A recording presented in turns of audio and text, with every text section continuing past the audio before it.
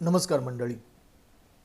Hemant तेलवेकर YouTube चॅनलवरती मी तुमचं सगळ्यांचं स्वागत करतो. आज आपण ॲड अ क्वेश्चन टॅग किंवा क्वेश्चन टॅग म्हणजे नेमकं काय या इंग्रजीमधल्या लँग्वेज स्टडीमधल्या या भागाबद्दल आपण थोडंसं माहिती घेणार आहोत. आज आपण जे काही बघणार आहे ते सगळं बघण्याच्या पूर्वी मी आपल्याला सगळ्यांना विनंती करणार आहे की माझं जे चॅनल आहे हेमंत तेलवेकर या चॅनलला आपण जर सबस्क्राईब करत असाल तर मी तुमचं कौतुक करतो, अभिनंदन करतो. आपल्याला सबस्क्राईब करायचं असेल तर आपण जरूर माझं चॅनल सबस्क्राईब करा. आपल्या व्हिडिओला लाईक पण देण्याबद्दल मी तुम्हाला विनंती करतो. आणि आजचा हा अभ्यास आपण आज चालू करूया. मित्रांनो, ॲड अ क्वेश्चन टॅग परीक्षेमध्ये आपल्याला ॲड अ क्वेश्चन टॅग हा प्रश्न विचारला जातो किंवा प्रॉपर टॅग्स आपल्याला शोधण्याचा प्रश्न आपल्याला विचारला जातो परीक्षेमध्ये. क्वेश्चन टॅग म्हणजे नेमकं काय याबद्दल आपण आज चर्चा करणार आहोत. क्वेश्चन टॅग म्हणजे शॉर्ट क्वेश्चन्स म्हणजे ज्या प्रश्नांची उत्तरं आपण येस किंवा नोमध्ये देऊ शकतो, होय किंवा नाही असं आपण प्रश्न देऊ शकतो, विचारू शकतो. अशा प्रकारच्या प्रश्नांना आपण ॲड अ क्वेश्चन टॅग असं आपण म्हणतो. आता बघूयात आपण एक उदाहरण बघूया. He is working in the bank. हे उदाहरण बघा. आता हे आपल्याला स्टेटमेंट दिले आणि याच्यावरती आपल्याला क्वेश्चन टॅग बनवायचा आहे. कसा बनवणार? क्वेश्चन टॅग बनवत असताना आपण काय काय करायचं त्याच्या पायऱ्या आपण लक्षात घेऊया. बघा, क्वेश्चन टॅग बनवत असताना आपण पायऱ्या लक्षात घेणार. त्याच्यामध्ये सगळ्यात महत्त्वाची पायरी म्हणजे दिलेल्या वाक्यामध्ये आपल्याला टू बीचं रूप शोधायचं आहे. टू बीची रूपं आपल्याला माहिती असतील. Am, is, are, was, were, will, shall, have, has, had वगैरे वगैरे. हे टू बीचं रूप आहे का शोधायचं त्या वाक्यामध्ये. आता जसं की he is working in the bank, याच्यामध्ये टू बीचं रूप दिसते, ते आपण लिहून काढूया इज. हे टू बीचं रूप शोधून काढल्यानंतर आणि ते आपल्या उत्तरामध्ये लिहिल्यानंतर आपण दुसरी स्टेप करायची, ती म्हणजे जे वाक्य आपल्याला दिलेलं आहे, जे स्टेटमेंट आपल्याला दिले आहे ते अफर्मेटिव्ह आहे का निगेटिव्ह आहे हे शोधायचं. आता निगेटिव्ह वाक्य म्हणजे नेमकं काय? निगेटिव्ह वाक्य आपण त्या वाक्याला म्हणतो की ज्या वाक्यामध्ये नॉट, नेव्हर, नायदर, नॉर असे शब्द असतात, नकारदर्शक शब्द असतात. त्या वाक्यांना आपण निगेटिव्ह सेंटेन्सेस आपण म्हणतो.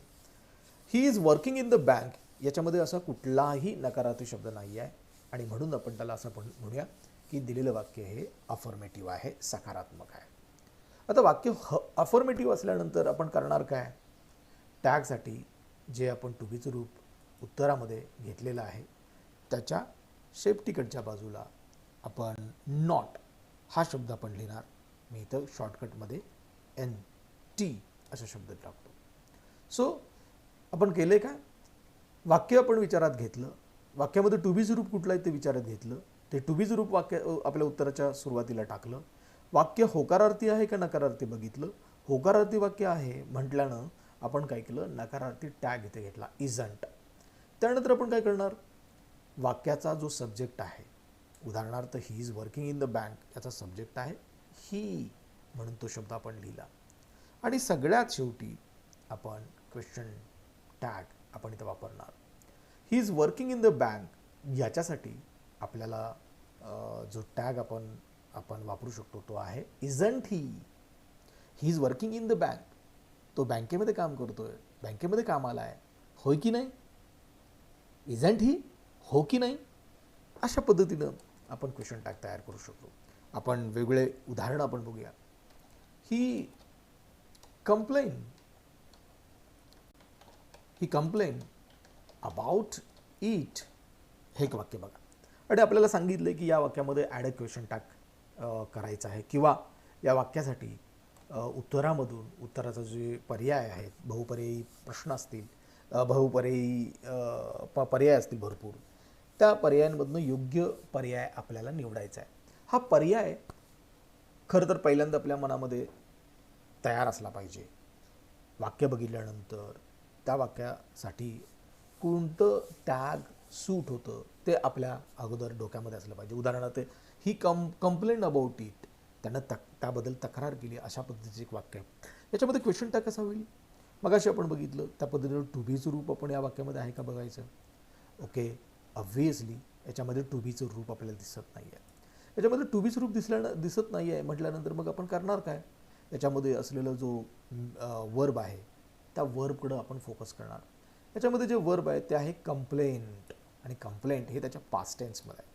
आता टू बीचं रूप नसताना, टू बीचं रूप नसताना वाक्यामधल्या मुख्य वर्बचा विचार करायचा. वर्ब जे आहे ते पास्ट टेन्समध्ये आहे. अशा अवस्थेमध्ये, अशा परिस्थितीमध्ये आपण डूच्या रूपांचा विचार करणार. पण ते करत असताना डू, डज, डीड पैकी योग्य डूचं रूप वापरणं गरजेचं आहे. उदाहरणार्थ कंप्लेंट हे जे वर्ब आहे हे वर्ब पास्ट टेन्समध्ये आहे, म्हणून आपण टॅग करत असताना टॅगच्या सुरुवातीला पास्ट टेन्समधलं डूचं रूप आपण वापरणार, डीड म्हटलं आपण. त्यानंतर आपण करणार काय? वाक्य अफर्मेटिव्ह आहे का निगेटिव्ह बघणार. वाक्य अफर्मेटिव्ह दिसतंय म्हणून मी नकारात्मक टॅग वापरणार. Didn't,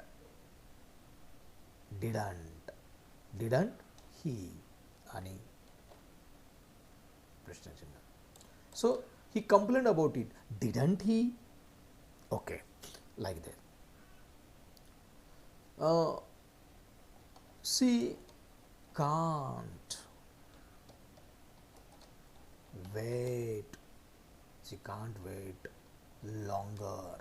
Now this is the statement and you are asked to add a question tag for this statement, or you are asked to choose proper question tag for this statement. So what will you do? Now see, in above two sentences, we found out that in the question number 1 or the statement number 1 there was a form of to be, and that was is. In second sentence there was not the form, there is not the form of to be present in the second sentence, and that's why we used the form of do in the second statement as an answer, as a question tag for this statement. Now the third sentence, this is unique one or the different one from above two sentences. Now what would we do as an answer to this question? Let us find out, let us see.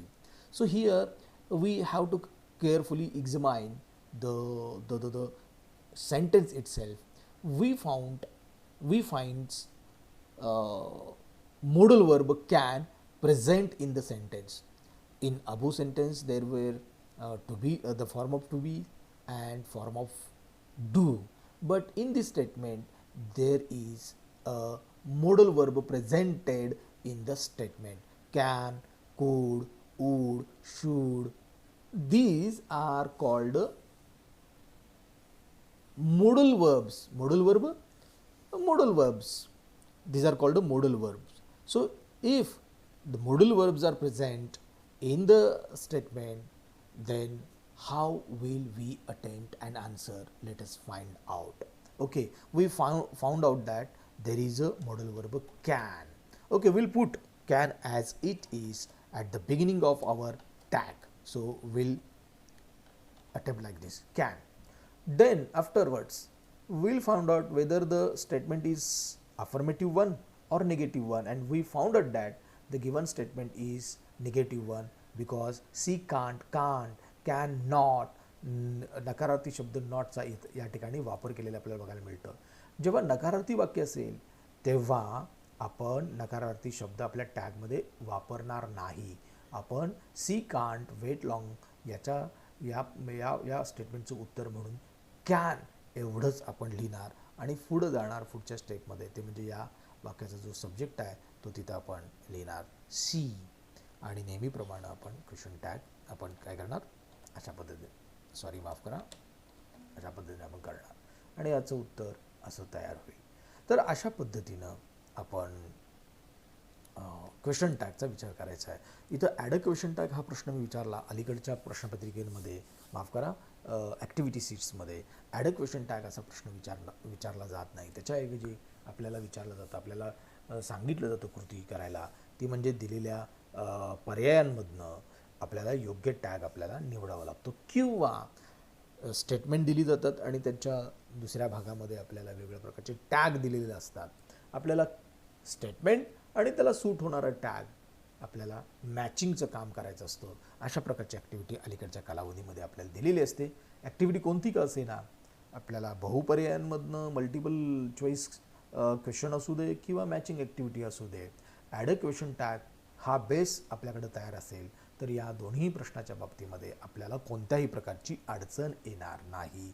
I hope this video will be immensely useful for all of you 10th standard boys and girls. My best wishes are always with. Let us take goodbye. Sayonara. Goodbye.